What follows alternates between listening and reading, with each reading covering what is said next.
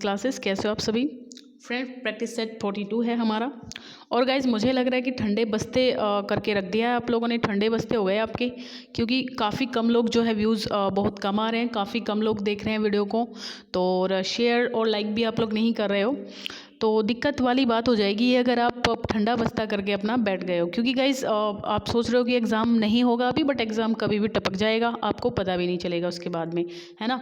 तो आप चलते रहिए कंटिन्यू, कछुए की चाल से ही सही, लेकिन चलते रहिए लगातार और थोड़ी थोड़ी प्रिपरेशन अपनी करते रहिए। बिल्कुल अपना बंद करके नहीं बैठना है आपको, ठीक है ना।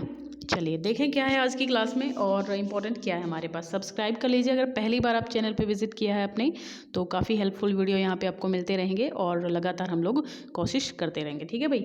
चलिए शुरू कर लेते हैं। पहला क्वेश्चन स्क्रीन पे ये रहा और इसमें जो क्वेश्चन है हमारा, where did Sycorax imprison Ariel. Ariel आपको पता है एक आपको टेम्पेस्ट में मिलता है, द टेम्पेस्ट में जो साइकोरिक्स यहाँ पे एक चुड़ैल का नाम है ना। कैलिबन की जो मदर होती है वो साइकोरिक्स है। तो यहाँ पूछा जा रहा है कि where did Sycorax imprison Ariel. Ariel को साइकोरिक्स कहाँ इम्प्रिजन करके रखती है? ऑन अनादर आइलैंड, किसी दूसरे आइलैंड पे, in a cloven pine, in a lion's den, या फिर इनसाइड अ स्टोन। तो ये हो जाएगा इन अ क्लोवन पाइन। तो बी ऑप्शन आपका सही हो जाएगा यहाँ पे। Who persuaded Sebastian to try to kill Alonso.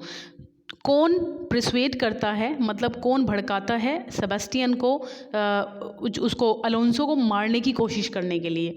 तो देखिए सेबेस्टियन जो है एंटोनियो किसका भाई है यहाँ पे? देखिए एंटोनियो गोंज़ेलो एरियल अलोंसो, ये आपके कैरेक्टर हो गए। इनमें से आपको आंसर देना है। तो यहाँ देखिए आपका आंसर हो जाएगा एंटोनियो।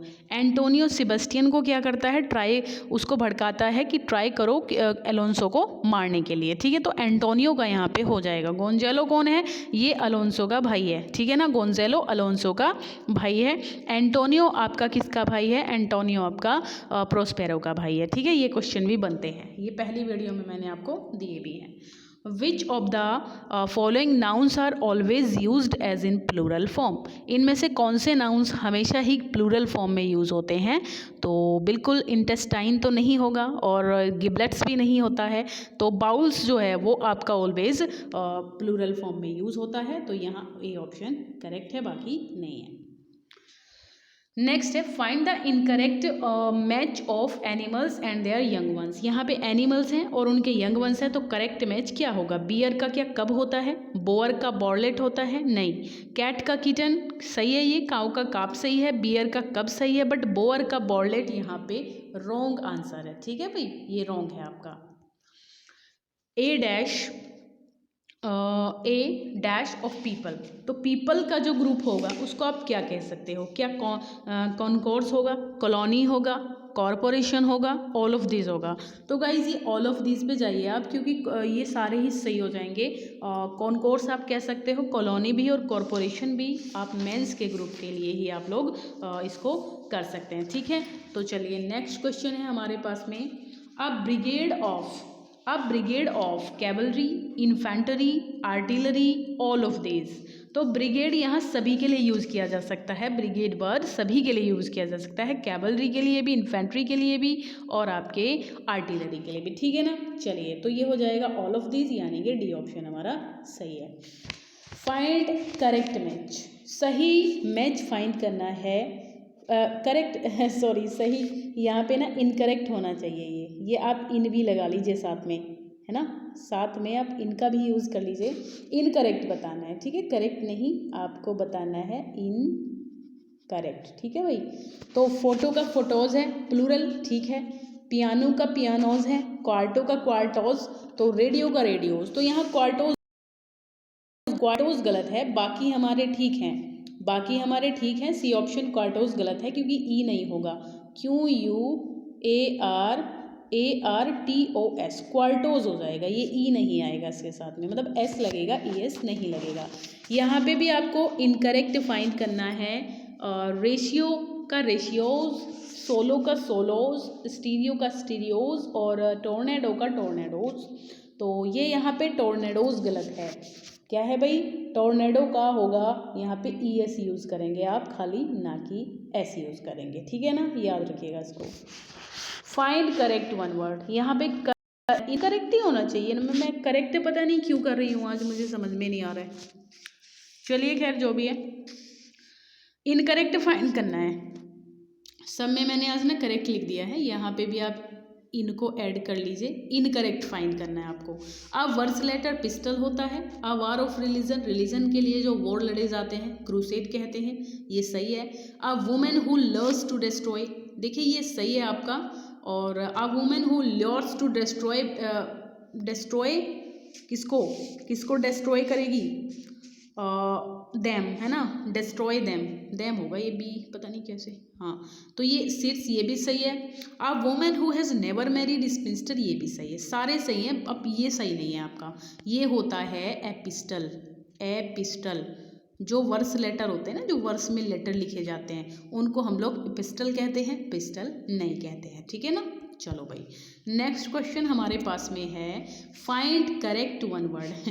इनकरेक्ट, सब में करेक्ट कर रखा है आज मैंने, तो यहाँ पे भी इनकरेक्ट है आपका, इनकरेक्ट है, ठीक है। चलिए, a word no longer in use, ऐसा वर्ड जो अब यूज़ में ही नहीं है काफ़ी समय से, तो ऑब्सोलेट सही है ये। A written declaration as an oath, act of killing one's wife, uxoricide होता है, ठीक है। Allowance given to wife, wife को जो पैसा दिया जाता है डिवोर्स के बाद हस्बैंड के द्वारा, एलिमनी होती है, ये भी सही है। बट आपका ये सही नहीं है, एफिडेलिटी नहीं बोलेंगे, इसको एफिडेविट कहते हैं, इसको आप लोग एफिडेविट कहेंगे, ठीक है ना। ये जो आपका एफिडेलिटी है इसको आप एफिडेविट कहेंगे। चलिए नेक्स्ट क्वेश्चन बन रहा है, and dash is an intransitive verb that has an agent motivating action, ठीक है, जो एक एजेंट है मोटिवेटिंग एक्शन के लिए। Such verbs in English are run, talk, resign, इनको क्या कहते हैं। डिट्रांजिव वर्ब है, ओमनी ट्रांजिटिव वर्ब है। तो ये आपका बनेगा क्या, ये आपका बनेगा ए ऑप्शन, यानी कि ऐसी वर्ब जो एजेंट के रूप में काम करती है मोटिवेट करने के लिए। तो रन, टॉक, रिजाइन, ये हम लोग इनको कहते हैं, ठीक है भाई। नेक्स्ट है question, how many stanzas are found, ये है ना, हाँ, how many stanzas are found in English sonnet, English sonnet में कितने स्टेंजाज होते हैं। तो बहुत आसान सा क्वेश्चन है ये तो, काफ़ी आसान क्वेश्चन है। 4 स्टेंजा होते हैं, हम सभी जानते हैं, बी ऑप्शन पे जा सकते हैं, ठीक है ना भाई। 4 क्वार्टरेन होते हैं, एक कपलेट होता है, तो 4 स्टेंजा होते हैं क्योंकि 14 लाइंस का होता है। चलिए, और यहाँ पे बात हो रही है किसकी, इंग्लिश सोनेट की बात हो रही है ना, जो ऑक्टेव सेस्टेट वाली नहीं, इटालियन सोनेट की बात नहीं हो रही है, मिल्टॉनिक की बात नहीं हो रही है, यहाँ पे बात हो रही है इंग्लिश सोनेट की। तो इंग्लिश सोनेट में गाइज यहाँ पे 4 मिलते हैं आपको, ठीक है ना, 4 मिलते हैं। हाँ, हाउ मैनी स्टेंजा, ये हाउ मैनी स्टेंजास, ये चला, तो 4 मिलते हैं आपको, है ना, इंग्लिश सोनेट की अगर बात करेंगे हम लोग। चलिए, हाउ मैनी, ये तो हो गया क्वेश्चन हमारा। How many quatrains are found in an English sonnet, English sonnet के अंदर कितने क्वार्टरेन होते हैं। तो आपको पता है कि 3 क्वार्टरेन होते हैं, और भाई जो एक होता है हमारा कपलेट, तो 3 क्वार्टरेन हो जाएंगे, नो दिक्कत है। What is the rhyming scheme of English sonnet, English sonnet की राइमिंग स्कीम क्या होती है ये बताना है। तो A B C D C D, A B B A C D C D C D, A B C D C D, ये भी नहीं, ए बी नहीं, A B C D E F G G, ये है हमारा C option हमारा सही हो जाएगा, ठीक है। कोई दिक्कत है यहाँ पे, A B C D E F G G, अच्छा ई एफ नहीं सॉरी, सी नहीं, बी होगा, बी सही है भाई, इसमें तो आई दे दिया ना, ये ई एफ एफ आई दे दिया है, तो ये होगा हमारा A B C D E F G G, ये होती है, ठीक है ना। चलो, who said studies serves for delight, ये सर्व्स है SERVES, serves for delight, for ornament and for ability. तो ये किसने कहा है भाई, हु सेड, किसने कहा है ऐसा। तो ये बेकन का कहना है, बेकन का कहना है, ठीक है, फ्रांसिस बेकन ने कहा है। और ठीक है ना भाई, जो फादर ऑफ एसे इनको कहा जाता है बेकन को। तो studies serves for delight, for ornament and for ability, ये कहा है बेकन ने। The terza rima's is stanza, for studies में ही कहा है, ऑफ स्टडीज़ है ना, ऑफ स्टडीज़ में। तो the terza rima's stanza of, terza rima जो होता है वही कितनी लाइन का स्टैंडा होता है? तो टेरजा रिमा पीजीटी 2013 में आया है, तो इसमें हम जाएंगे कितने पे भाई? 3 लाइन का होता है ये, ठीक है, 3 लाइन्स का स्टैंडा होता है टेरजा रिमा। चले, लेट अस गो देन, ठीक है, let us go then, let us go then you and I, ठीक भाई, let us go then you and I, when the evening is spread out against the sky like a patient etherized a table. तो ये line में जो है क्या है? Unrhymed verse है, ब्लैंक वर्स है, फ्री वर्स है या फिर आयम्बिक वर्स है।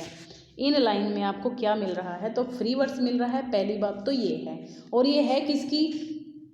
जे अल्फ्रेड प्रूफ्रॉक। आपको पता है जे अल्फ्रेड प्रूफ्रॉक किसके द्वारा? Bye T.S.. इलियट, ठीक है, इलियट के द्वारा जो हमारा लिखा गया है the love song of J Alfred Prufrock, उसी की ये लाइन है, ठीक है, याद रखिएगा इसको। 1915 में इसको किया गया था। Who wrote a short biography of Shakespeare entitled Some Account of the Life and See Mr. William Shakespeare? ये who wrote a short biography, ये शॉर्ट बायोग्राफी किसने लिखी है? Shakespeare, entitled some account of the life and mister William Shakespeare. तो Nicholas Rowe, Ben Jonson, Thomas Hanmer, Lewis Theobald, कौन है इसके इसमें? तो इसमें आपका आंसर बन रहा है, यहाँ पे क्या बन रहा है भाई? सीधा सा आंसर है हमारा निकोलस रो, ठीक, निकोलस रो पे जाइए बिना किसी दिक्कत के। Who has written the popular book Shakespeare sex and love? ये पॉपुलर बुक किसने लिखी है? शेक्सपियर सेक्स एंड लव, तो ये स्टैनले वेल्स की है, ठीक है, स्टैनले वेल्स की है, बी ऑप्शन राइट है। At what age, like share अब तक नहीं किया गाइस तो प्लीज़ कर दीजिए, रिक्वेस्ट है बहुत गहराई से, डीपली, ठीक है, हार्टेडली रिक्वेस्ट है आपसे, फटाफट से लाइक शेयर कर दीजिए ताकि बूस्ट हो जाए वीडियो थोड़ा सा और सभी लोगों को इसका फ़ायदा हो जाए, ठीक है। चलो भाई, at what age Shakespeare appears to have retired to Stratford where he died 3 years later? तो एट वट कितनी एज में शेक्सपियर अपीयर्स हुए, रिटायर होकर के स्ट्रैटफोर्ड में वो सेटल हो गए थे और उसके 3 साल बाद ही इनकी डेथ हो गई थी। तो न्यू प्लेस जो इनका घर का नाम था वहाँ पे स्ट्रैटफोर्ड में, तो ये जो है किस एज की बात हो रही है? किस एज की बात हो रही है? तो 49 पे जाइए आप, 49 हमारा आंसर होगा।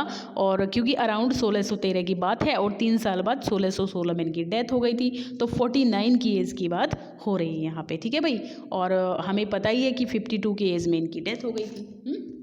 चलो, in which book Ben Jonson presciently hails Shakespeare in a now famous quote as not of an age but for all time? ये बहुत फेमस कोट है, आप जानते हो अच्छे से, not of an age but for all time, ये Ben Jonson ने कहा है, बट किस वर्क में कहा है अपने? तो ये हो जाएगा आपका प्रीफेस, क्योंकि जो बेन जॉनसन ने ही जो इनके फर्स्ट फॉलियो का प्रीफेस लिखा हुआ है, तो उस प्रीफेस के फर्स्ट फॉलियो में जो पब्लिश हुआ था 1623 में लिखा हुआ है, खैर मैं क्या लिखूँ, तो उसी में इन्होंने जो है ये बात कही थी। अब है भाई, William Shakespeare is a critical essay, William Shakespeare खाली है ना, विलियम शेक्सपियर ये क्रिटिकल एसे है, पब्लिश्ड हुआ था 1864 में, बट ये है किसका? इसका आंसर हो जाएगा आपका विक्टर ह्यूगो, यानी कि बी ऑप्शन। विलियम शेक्सपियर ये क्रिटिकल एसे किसका है? विक्टर ह्यूगो का है। चले भाई, during the first year that mister Wordsworth and I were neighbours, during कुछ शुरुआती सालों में जब हम नेबर्स थे, मैं और शेक्सपियर, तो अवर कन्वर्सेशंस, हमारी जो बातचीत थी, turn frequently on the 2 cardinal point, 2 cardinal points पे टर्न हो गई थी फ्रीक्वेंटली पोएट्री में, ठीक है। तो हु कमेंटेड, कौन कहता है इस बात को? तो ये हो जाएगा एस.टी. कॉलेज, यानी कि ए ऑप्शन हमारा करेक्ट है, क्योंकि मित्रता तो हुई थी खैर इनमें, लेकिन कुछ टाइम बाद इनमें जो है प्रॉब्लम आ गई थी इनके बीच में और कुछ ना कुछ कॉन्कॉर्ड था, ठीक। चलो, who considered poetry the product of head rather than heart, poetry को कौन कहता है किन्होंने कहा पोएट्री को, कंसीडर किया द प्रोडक्ट ऑफ हेड, मतलब दिमाग का प्रोडक्ट कहा, हार्ट का नहीं माना। तो ये आपका रोमांटिक पोएट है, एलिजाबेथन पोएट्स हैं, नियो क्लासिकल पोएट्स हैं या फिर विक्टोरियन पोएट्स हैं। तो ये आपके नियो क्लासिकल पोएट्स हैं। ये कहाँ लग रहा है, यानी कि सी ऑप्शन। नियो क्लासिकल ने इसको हेड से देखा था, हार्ट से नहीं देखा था। According to Wordsworth, a poet must be a man possessed of more than usual organic. क्या होगा इसमें? According to Wordsworth, a poet must be a man possessed of more than usual organic sensibility. तो ये यहाँ पे B होगा आपका answer. According to Wordsworth, poetry proceeds from the internal feelings of the, किस चीज़ की इंटरनल फीलिंग से poetry जो है वो प्रोसीड होती है? तो रीडर्स की, कॉमन पीपल की, पोएट की या फिर नन ऑफ दीज। तो भाई पोएट्री तो पोएट की फीलिंग से ही आएगी ना, सी ऑप्शन पे जाइए। How many causes Wordsworth has mentioned that lead to poetic composition, जो पोएटिक कंपोजिशन के लिए को लीड करते हैं, तो कितने कॉजेज़ यहाँ पे मेंशन किए हैं वर्ड्सवर्थ ने? 6, 7, 8, 9। तो यहाँ पे 6 आपका आंसर है, यानी कि A option. Name the American author who wrote Paradise Lost the novel in 1994। इन्होंने पैराडाइज लॉस्ट द नोवेल 1994 लिखा है। तो अमेरिकन ऑथर हैं, based upon the epic poem. ठीक है, इस एपिक पे, पैराडाइज लॉस्ट पे ही ये बेस्ड है नोवेल। तो किसने लिखा है?